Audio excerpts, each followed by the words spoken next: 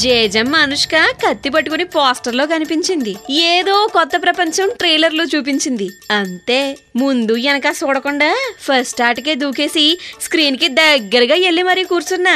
ఎందుకు? కాసేపటికి అర్థమయ్యింది, స్క్రీన్ కి దూరంగా కాదు థియేటర్ కే దూరంగా ఉంటే బాగుండేది అని. ఒకటికి ఇద్దరు అనుష్కలు, ఇద్దరు ఆర్యలు, రెండు ప్రపంచాలు ఉన్నాయి నా బుర్ర తినడానికి. సినిమా స్టార్ట్ అయిన కొద్దిసేపటికే అసలు ఎవరేం చేస్తున్నారు, ఎందుకు చేస్తున్నారో అర్థమైతే మా అప్పారావు గారి చెప్పు తీసుకుని కొట్టండి. ఫస్ట్ హాఫ్ చొక్కాలు చూపించింది. చాలా కాలం తర్వాత నాకు ఇంటర్వెల్ బ్రేక్ చాలా బాగా అనిపించింది. పోనీ సెకండ్ హాఫ్ అన్నా బాగుంటదేమో కదా అని గుడ్ ఆశ. కానీ సెకండ్ హాఫ్ కూడా వదలలేదు. చీల్చి చండాడాడు డైరెక్టర్ సెల్వరాఘవ. మీరేమైనా చేయగలరు. ఎందుకే బూతులు వస్తున్నాయి. తను మెయిన్ లీడ్ రోల్ చేసిన సినిమాలో ఫస్ట్ టైం అనుష్క అయోమయంగా అసహాయంగా కనిపించింది.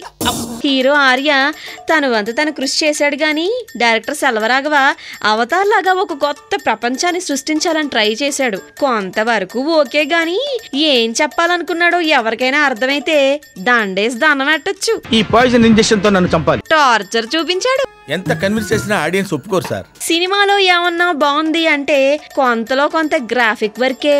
That's what I want. Background music బాగుంది గాని పాటలు మాత్రం చెప్పుకోదగ్గ ఒకటి లేవు.